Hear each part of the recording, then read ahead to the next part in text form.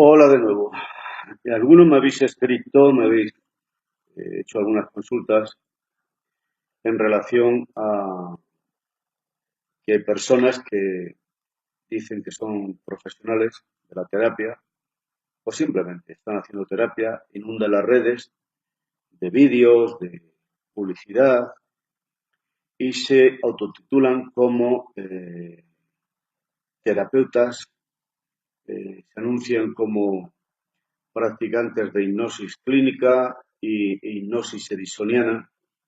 Y estas personas que me escriben dicen que luego ven los vídeos, por ejemplo, y no hacen absolutamente nada que pueda encuadrarse dentro de lo que consideramos como hipnosis o una acción terapéutica clínica, el método, la técnica, los usos de la psicoterapia de los clínicos. Y también lo que más les sorprende es que haya personas que se pues autotitulen también diciendo que hacen hipnosis ericksoniana. Eh, no son psicólogos clínicos, eso requiere una formación.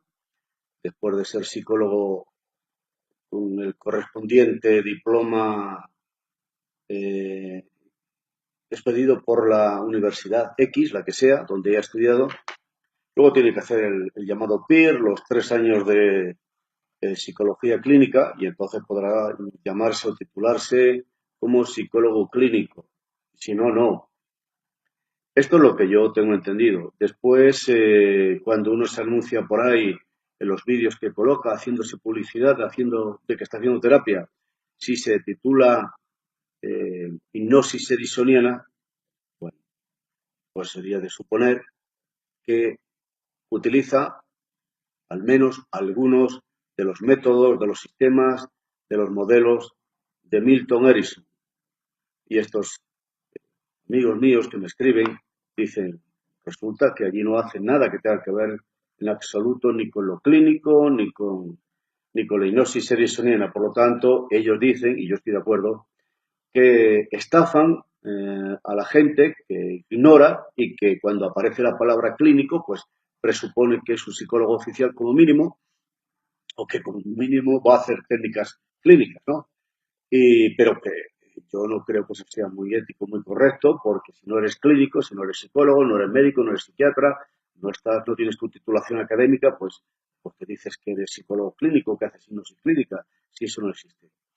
Y luego además porque si no utilizas técnicas ericksonianas, que haces publicidad, hay gente que piensa que van a utilizar a la hora de ayudarle a resolver el problema que él demanda. Por eso va a tu consulta, que vas a utilizar una metodología basada en la hipnosis clínica de Milton Erickson, y tampoco. A mí me parece, por pura lógica, que es una estafa, que es engañar.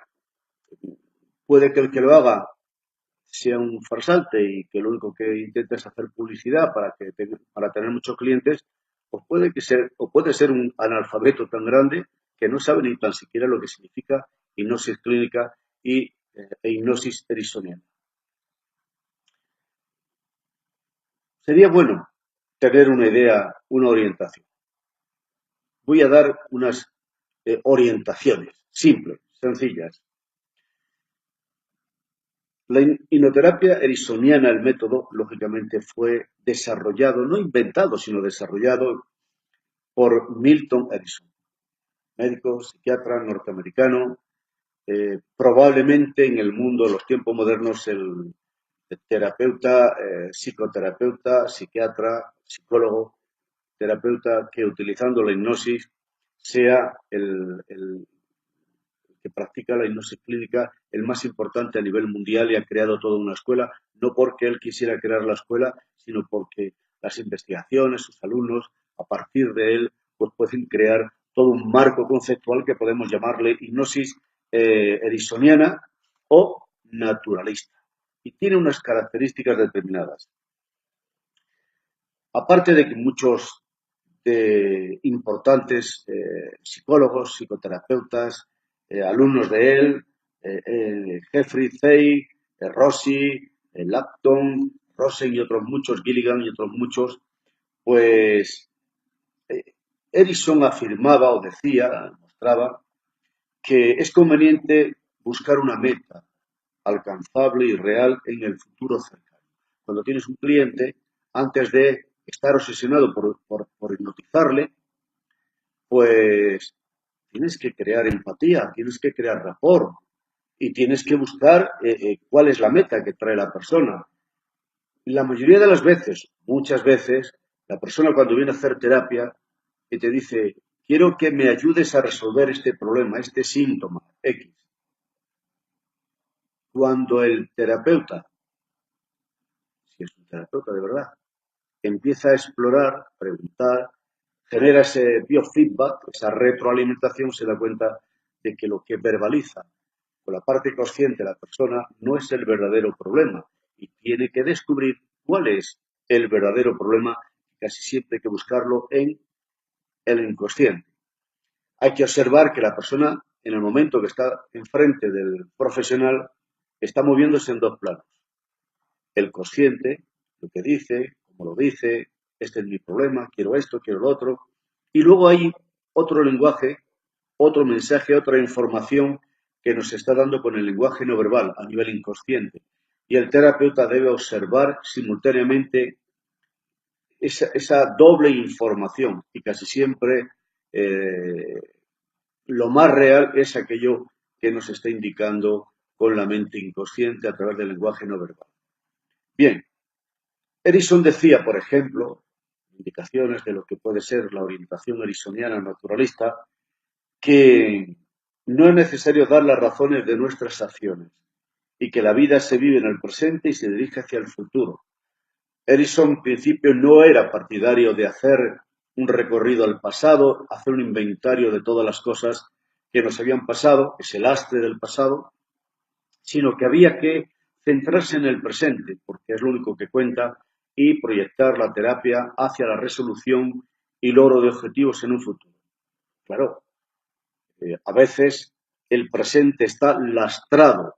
Cargamos una maleta con tanto peso, con tanto lastre, con tantos traumas, con tantos conflictos, que eso tiene que ver con el pasado y a veces sí es bueno hacer un hipnoanálisis, un viaje introspectivo o retrospectivo hacia atrás para hacer un inventario en ese gran almacén de información que tenemos en la memoria inconsciente, hacer un inventario, ver qué nos sobra, qué nos falta, hacer una limpieza, etcétera. Pero sobre todo, la vida se vive en el presente, porque del pasado no podemos cambiar ni un punto ni una coma. El pasado, pasado está. Si yo, y soy partidario muchas veces de hacer un inventario en el pasado, inventariar qué me ha condicionado, cómo me ha condicionado, en qué áreas, para tener una visión de conjunto y una idea aproximada de a qué me enfrento, qué es lo que cargo en esta maleta del pasado sobre mis espaldas, simbólicamente hablando, pues está bien. Pero sobre todo, como no puedo cambiar el pasado, es aquí y ahora, en este momento, en el presente. ¿Qué puedo hacer? Proyectarme hacia un futuro inmediato, no a largo plazo, un par de meses, 2, 3 meses como mucho. ¿Qué puedo hacer? El pasado no lo puedo cambiar. Traigo de esa introspección o hipnoanálisis o psicoanálisis del pasado el fruto de mi investigación, la experiencia. Momentos buenos, malos, regulares, de éxito, etcétera. Y todo eso sintetizado en qué? En el presente. En el presente, que es lo único que existe. Experiencia. Sé más, puedo más. He logrado sobrevivir a muchas dificultades, a muchos problemas, traumas, historias que me han ocurrido, hogar disfuncional, lo que sea. Y, al fin y al cabo, repito, en el presente tengo esa fuente de información, ese conjunto de datos y he logrado sobrevivir. Por muy difícil que lo haya pasado, he logrado superar dificultades allí donde les haya hecho frente. Ahora sé más, puedo más. Mi yo adulto ahora sabe más que mis yoes más jóvenes. Desde ese punto de vista, sí merece la pena regresar al pasado. Pero como decía Arison, céntrate en el presente y con todo ese bagaje de información, ahora sabes más, puedes más. ¿Qué vas a hacer? No a 4 o 5 años, no, mañana, pasó mañana.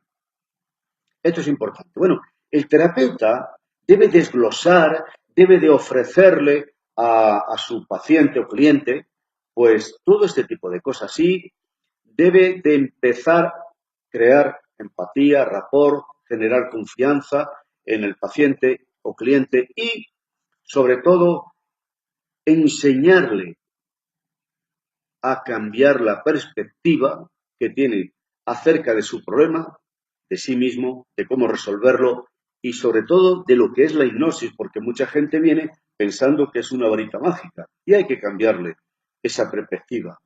Hay que hacerle ver desde un punto de vista realista qué es la hipnosis, qué posibilidades y herramientas le está ofreciendo el profesional, que le inspiren confianza, que aliente, que despierte la expectativa de que es posible generar ilusión, voy a conseguirlo, puedo cambiar y sobre todo transmitirle una idea, que eso depende esencialmente de la persona.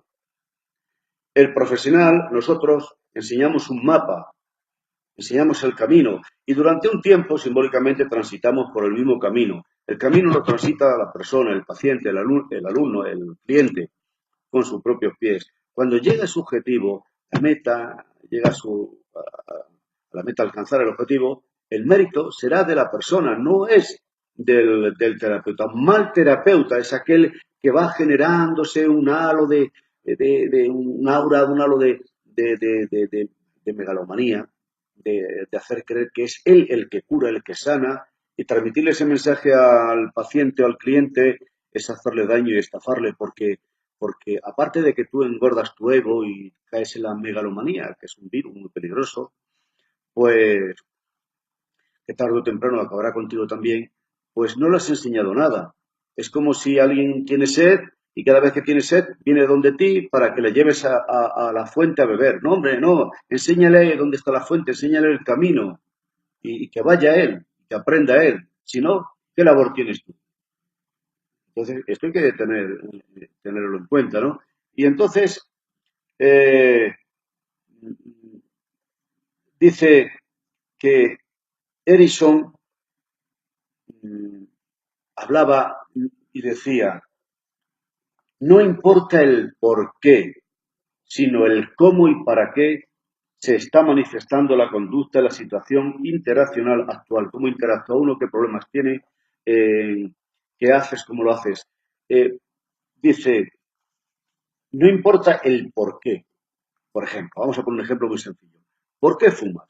Le preguntamos al cliente, al paciente. ¿Por qué fumas? Pues fumo por esto, por esto, por esto. Y eso no arregla nada ni soluciona nada. El por qué no. ¿Para qué fumas? ¿Para conseguir qué? ¿Para llenar qué? Para satisfacer, protegerte, alcanzar. ¿Para qué haces esto? No porque lo haces. Siempre hay explicaciones. Y el saber por qué fumo no hace que las personas dejen de fumar.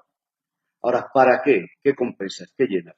No nos olvidemos de una de las máximas de la PNL, programación neurolingüística, que todo hábito, toda conducta, por perjudicial que sea, siempre tiene una parte responsable de la conducta, que puede ser totalmente perjudicial para la salud, pero la intención es positiva. Se equivoca la forma, más no en el fondo. ¿Para qué fumas? Ah, ahí sí, para calmar la ansiedad, porque estoy aburrido, porque me permite de vez en cuando en mi trabajo, en la fábrica, en la oficina donde estoy, que estoy aburrido, es un trabajo mecánico que no me gusta, me frustra, pero los 5 minutos, el fumar un cigarrito me permite evadirme un poco, salir de esa rutina y de esa mecanicidad, el fumar durante 5 minutos, me calma mi ansiedad cuando estoy con gente en medio de la sociedad, de un grupo de personas que no conozco, me estoy inseguro por miedo, por complejos, y el fumar me tranquiliza, me relaja, sé al menos dónde meter las manos. Me decía un cliente una vez, es que cuando llevo aquí el cigarrillo, la caja de cigarrillos en el bolsillo, el saber que tengo aquí una caja, el sentirlo, el ritual de cogerla, sacarlo, dar los golpecitos, encenderlo, me da la sensación de que es como un amigo que está ahí. Y a veces no necesito ni fumar, me decía, porque el saber que lo tengo ahí al cigarrillo es un amigo, así me decía, que está disponible para mí las 24 horas del día, esté donde esté, como esté. Todo eso genera una serie de actitudes, de estados internos, de calma, de tranquilidad. Bueno, la parte responsable de mantener el cigarrillo que yo fume, su intención buena y positiva es esa. lo que acabo de enumerar, se equivoca en la forma, pero no en el fondo, porque eso es perjudicial. Se trataría de compensarlo con otra conducta, con otro hábito que cubra lo mismo, que satisfaga lo mismo, pero que sea más saludable. Bueno, eso forma parte del proceso de la terapia, pero hay que tener en cuenta esto. Por eso, repito, recalco, decía Arison, que no importa el por qué, sino el cómo y para qué se está manifestando la conducta en la situación interaccional, la vida de interrelación con los demás. Entonces, eso es importante. Todo eso, el terapeuta tiene que empezar a explorarlo en ese biofeedback, en esa retroalimentación con su paciente.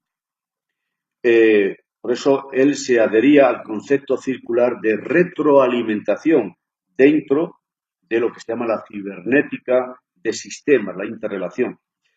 El cliente que dice, cómo lo dice, el lenguaje verbal, el no verbal, lo que calla, los silencios, los gestos, la mirada, etcétera, etcétera. O sea, que el profesional, terapeuta, cuando está delante de un cliente o paciente, tiene que ser como un observador, un inspector, ¿no? Que tiene que observar los más mínimos detalles y darse cuenta de que lo que está verbalizando no es la verdadera causa de venir al gabinete, ¿no? Dice Edison, esto es importantísimo. Se supone, o presuponemos, que el cliente que tenemos enfrente no vive en una isla, sino que vive interrelacionado, una interrelación con los demás. La familia tiene distintos tipos de relación con distintos familiares, con los compañeros de trabajo, con los vecinos, con la sociedad, etcétera, etcétera. Y él decía, Edison, siempre que iba a hacer la terapia, cuando había una persona ahí, él era consciente y lo percibía en el contexto de la vida relacional, en su familia, en su grupo social, ocio, laboral, etcétera. Entonces, ¿dónde tienes el problema? ¿Cuándo tienes el problema? ¿Con quién? ¿De qué manera? Todo eso hay que investigarlo. O sea, la persona te dice, me pasa esto y esto. Ya tenemos aquí al listo de turno haciendo la terapia, utilizando una técnica, utilizando unas palabras, unos gestos y ya está. Y no tiene en cuenta dónde se manifiesta esa conducta. ¿Cuándo sí? ¿Cuándo no? ¿Cuándo se agrava? ¿Cuándo mejora? Todo eso hay que saberlo, tenerlo en cuenta a la hora de utilizar una estrategia para ayudarle a resolver su problema. ¿Vale? Muchísimas preguntas. ¿Cómo están tus relaciones con quien vives y trabajas? Esas son las preguntas iniciales. ¿Cuál es tu meta para mañana? ¿Cómo que para mañana? Sí, para mañana. Y para pasado mañana y para la semana que viene. Plantearse el trabajo de cambio a plazo cortito, un día, 2 días, alcanzar esos pequeños objetivos. Un largo viaje comienza siempre con un primer paso. Mañana. Oiga, pero mañana casi no lo voy a notar, no importa. Si usted es capaz de dar un paso mañana, avanzar un poco más hacia el logro de su objetivo mañana, quiere decir que puede dar 2 y así sucesivamente hasta llegar a la meta. No plantearlo todo, te voy a hacer una terapia de 1 hora, a partir de ahora tu problema que llevas con el 20 años ya va a estar solucionado. Yo creo que es un disparate. ¿Qué clase de terapeuta es el que dice 1 hora, 2 horas de terapia, de supuesta terapia? ¡Hala! Ya está.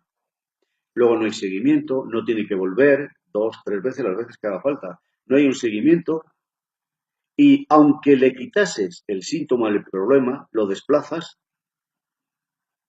¿Quién te dice a ti que no vas a acarrear otro problema, otro síntoma? Le quitas de fumar, de acuerdo. Y lo que lleno compensa con el cigarrillo, ¿con qué otra cosa lo va a llenar o compensar? Con la comida, con el alcohol. Te viene 3 meses después o 4 o un año después. Pero vienes a continuar con lo del tabaco, no lo habías dejado, sí, dejé de fumar. Con la técnica que tú me utilizaste, dejé de fumar. Pero lo que llenaba compensaba con el cigarrillo. Mira, ahora me he dado la bebida, me ayuda, me tienes que ayudar a bajar de peso, a adelgazar, porque he engordado 10 kilos. Lo que llenaba compensaba con el cigarrillo, como no lo has trabajado de fondo, la causa causal no lo has solucionado, pues ahora ha intentado llenarlo y compensarlo con la comida. Y así, eso es una verdadera chapuza. ¿Dónde? Y otra cosa, en relación a tu meta, ¿verdad? ¿Dónde estás ahora con relación a tu meta? Si estuvieras atravesando un puente y el día que llega la terapia, el aquí y ahora, es el estado actual, al terminar de pasar el puente es el estado deseado, y en ese intermedio, en ese viaje, ¿cómo es el puente? ¿Cómo lo representa en esta metáfora? ¿Dónde estás? ¿Estás al inicio? ¿Has comenzado a avanzar ya dentro del puente? ¿Estás en la mitad del puente? ¿Estás casi al final del puente? ¿Qué recursos estás utilizando? ¿Qué resistencias estás encontrando? Todo eso la hipnosis nos enseña de una manera magistral, extraordinaria, cómo desarrollar todo eso para pasar de tu estado actual a tu estado deseado. Cómo vencer aliándose con la resistencia, con la parte que dentro de ti a nivel inconsciente ofrece resistencia al cambio, cómo utilizar recursos, cómo descubrir recursos que no reconoces ni como recursos o no los valoras y cómo el terapeuta tiene que enseñarte a que te des cuenta de todo esto. ¿Os dais cuenta, queridos amigos y amigas, que la labor de un profesional es muy compleja y que es una verdadera estafa, un verdadero insulto a la inteligencia humana pretender todo tipo de problemas, depresiones, fobias, ansiedad?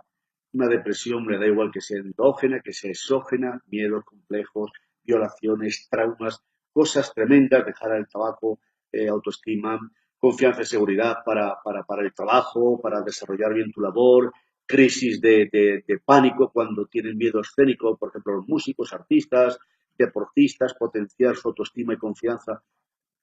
Esa diversidad de personas de problemas y síntomas, tratarlo todo con la misma técnica, con las mismas palabras, no es una estafa, no es un engaño.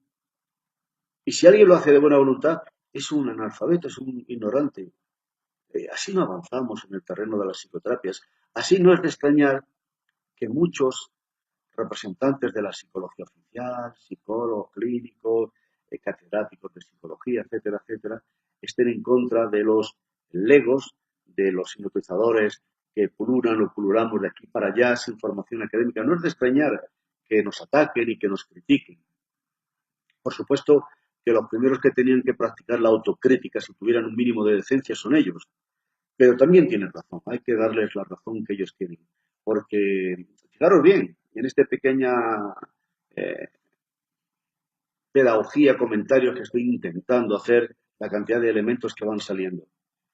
¿Dónde estás ahora con respecto a esa meta? ¿Qué te impide llegar? ¿Qué o quién ofrece resistencia? ¿Qué recursos tienes para ayudarte a conseguir? Etcétera. Y, sobre todo, la pregunta que se tiene que hacer el terapeuta es, ¿qué puedo hacer yo como terapeuta para facilitar la captación de estos recursos que el paciente ya tiene dentro de sí? Erickson decía, toda persona tiene a nivel de su mente inconsciente todos los recursos, todas las capacidades que necesitamos para el logro de objetivos, para transformar la experiencia, modificarla, cambiar la perspectiva, utilizar nuestros propios recursos que tenemos a nivel de nuestra mente inconsciente. Y aquí hacemos hincapié otra vez en el poder del inconsciente, los recursos, la habilidad, las experiencias almacenadas, etcétera, que tenemos a nivel de nuestro inconsciente. Entonces, el terapeuta dice, o debe decir, deja aparcada ese retaíla de tonterías y estupideces que muchas veces dices como un muñeco, como un robot programado, como si te hubieran dado cuerda, y lo repites, y no estás teniendo en cuenta la idiosincrasia de la persona, su singularidad, qué le pasa, cómo le pasa, quién es. Hay un montón de factores. Deja a un lado, por favor, ten un poco de decencia y deja a un lado esas técnicas que no te sirven para nada. Estás utilizando siempre la misma. Y si has atendido ya a 2.000, a 3.000 personas, o a 500, o a 4, estás utilizando básicamente la misma estrategia, la misma palabrería con todos. De verdad, eres tan ignorante que piensas que estás realizando una buena labor. Estás haciendo un seguimiento para ver cuáles son las consecuencias de todo eso. Entonces, uno debe preguntarse, ¿qué puedo hacer yo como terapeuta? Supuesto terapeuta. para facilitar la captación de estos recursos que el paciente, esta persona que tengo enfrente, ya tiene dentro de sí. ¿Cómo hago para que la persona compruebe que los tiene y que tenga confianza en lo que yo le digo y en sí mismo? Y asociarlos, estas experiencias, estos recursos, a sus vivencias reales, de tal manera que estos puedan ayudarle a alcanzar la meta anhelada. Poner el acento en lo que la persona tiene, no en mí. El terapeuta, el que va de maestro, de gurú, por ahí, pone el acento en sí mismo y todo lo que hace es como si yo te llevo el problema, yo te quito el problema, yo te lo alivio, yo te lo soluciono. Fijaros bien, pone el acento y de alguna manera, directo o indirectamente, da la imagen de que es él. He ido donde fulano de tal, el maestro fulano de tal, y él me ha solucionado todo. Qué gran maestro. Es una persona especial. Eso es lo que hace mucha gente. O hacemos. ¿No sería mejor poner el acento en la persona y hacerle ver y comprender, que se dé cuenta que él, el problema está dentro de él, la solución está dentro de él? Yo solamente le acompaño, yo solamente le oriento, le pregunto, le muestro un mapa para que lo transite y durante los primeros metros o incluso kilómetros yo te acompaño. Sea como sea, el camino lo transitas tú. Claro, que si yo como profesional, como psicoterapeuta, hipnoterapeuta, psicólogo clínico, catedrático de física cuántica y toda la patulea de cosas que tengamos que decir, si yo no he practicado, si yo no he realizado mi propio psicoanálisis, si yo no estoy todos los días aquí practicando mi autohipnosis, mis meditaciones, si yo no he atravesado por mis propios infiernos, mis problemas, mis conflictos, mis miedos, mis manías, mi soberbia, mi orgullo, si yo no me he psicoanalizado, si yo no sé lo que es estar hipnotizado, pues ¿cómo voy a ayudar a los demás? ¿Cómo voy a orientarles a los demás? Pues hay que tener muy poca vergüenza, muy poca inteligencia, o tener mucha cara dura, o importarle solamente el dinero, que está bien, el dinero lo necesitamos, ¿no? Por lo menos en esta vida, está bien, pero hombre, un mínimo de dignidad yo creo que es lo que se requiere. Eh, y si no funcionamos con ella, creo que no estamos haciendo ningún bien a los demás, porque tarde o temprano se nos ve el plumero. ¿Qué puedo hacer yo como terapeuta para facilitar a la persona que utilice sus propios recursos y cuando salga o termine la terapia, que hayamos generado confianza, seguridad y que se dé cuenta de que todo estaba dentro de sí y que la labor meritoria, por cierto, del profesional es haber conseguido que el paciente que ha llegado a las manos del profesional se dé cuenta del potencial que tiene. Nada más. Mira, yo te enseño a mirar en la dirección apropiada, te enseño a manejar. Aquí están todos los elementos que se necesitan para construir una casa. Yo te enseño a manejarlo. Ahí tú tienes la materia prima, tienes el cemento, tienes la arena, tienes los ladrillos, etcétera, etcétera. Yo te voy a enseñar a hacerlo. Te voy a aplaudir, animar. Bueno, incluso puede que te dé algún ladrillo de vez en cuando, pero la casa la vas a construir tú. Y cuando termine todo, esto de terminar solo termina cuando hay muerte, en el plano físico, que dicen que hay más allá, pues que seas tú, que tú estés orgulloso, satisfecho, que la autoestima, la confianza, las expectativas, soy capaz, puedo, y el próximo reto ya me enseñó el profesional cómo hacerlo, ¿verdad? Me ha enseñado a utilizar mis propias estrategias. Eso debe ser una buena terapia, una buena labor profesional, si no son hacer chapuzas. ¿Qué obstáculos necesitas superar? Etcétera. Todo eso yo creo que es básico y es fundamental a la hora de realizar nuestra labor como terapeutas. Y si uno no es capaz de cumplir con esto, pues uno debe cuestionarse, ¿qué estoy haciendo? Lo que pasa es que en el campo de la psicología, pues eh, todo es tan subjetivo por su propia naturaleza, que por eso hay 6 o 7 escuelas principales de psicología, 200 o 300 formas de hacer psicoterapia, y casi todas, aunque son diferentes, muchas de ellas dan el mismo resultado. Sirve lo mismo ir a la gruta de la Virgen de Lourdes o de Fátima, rezar ante un Cristo de madera, y a veces ocurren esos milagros, entre comillas, por la fe, la sugestión, todo es muy complejo. Pero bueno, como alguno me habéis escrito ahí, me preguntáis qué opino de esta gente, etcétera, etcétera, bueno, pues esto es lo que opino. Si a vosotros me preguntáis, que sé que seguís estas grabaciones, os sirve de algo, pues está bien. Así es que he cumplido mi misión. Este es mi punto de vista ahora. Me preguntéis dentro de 3 años o 3 próximas reencarnaciones y a lo mejor doy otra explicación diferente. Bueno, como siempre, que os vaya bonito y respirar, sobre todo respirar porque es lo más importante. Respira, que lo demás viene por añadidura.